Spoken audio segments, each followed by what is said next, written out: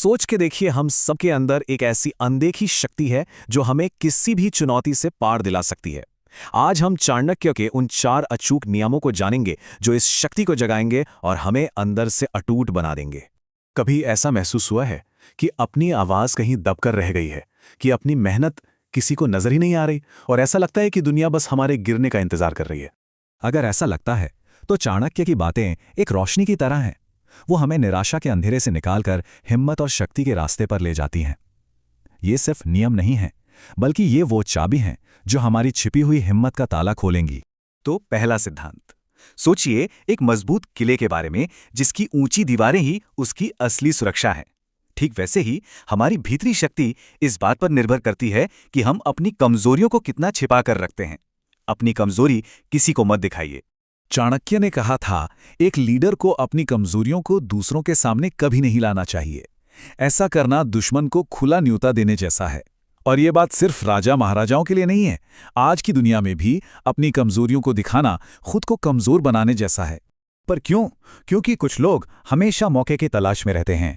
मान लीजिए आपने अपने किसी दोस्त को अपनी नौकरी की परेशानी के बारे में बताया और उसने उसी जानकारी का इस्तेमाल आपको नीचा दिखाने के लिए कर दिया। अक्सर हमदर्दी सिर्फ एक मुखौटा होती है जिसके पीछे फायदा उठाने का इरादा छिपा हो सकता है।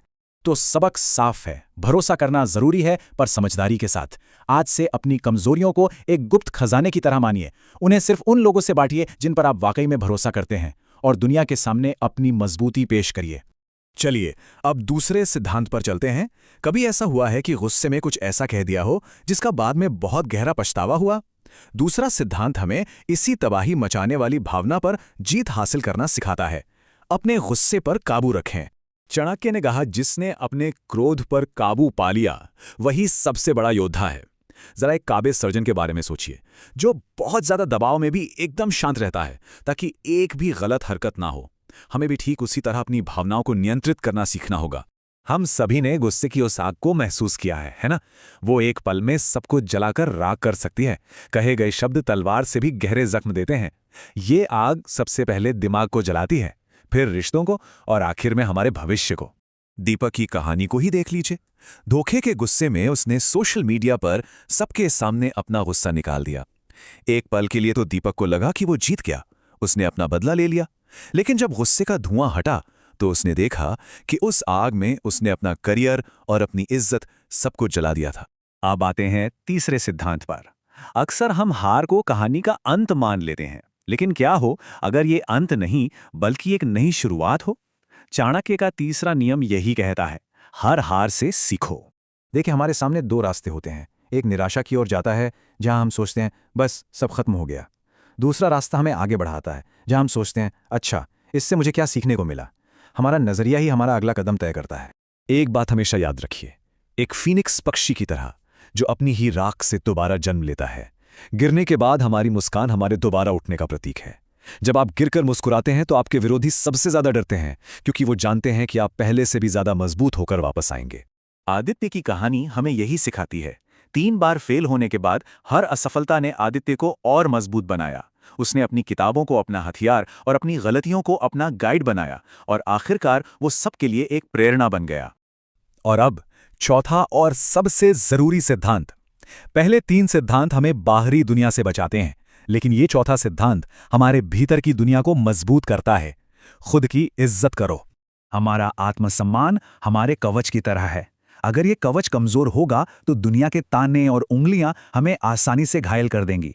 अगर हम खुद अपनी कीमत नहीं समझेंगे तो दुनिया हमें कभी कोई मोल नहीं देगी।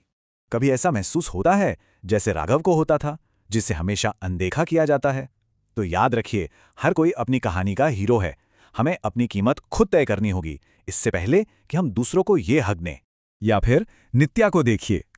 समाज ने उसे तलाकशुदा का एक लेबल दे दिया, लेकिन नित्या ने अपनी कहानी खुद लिखने का फैसला किया।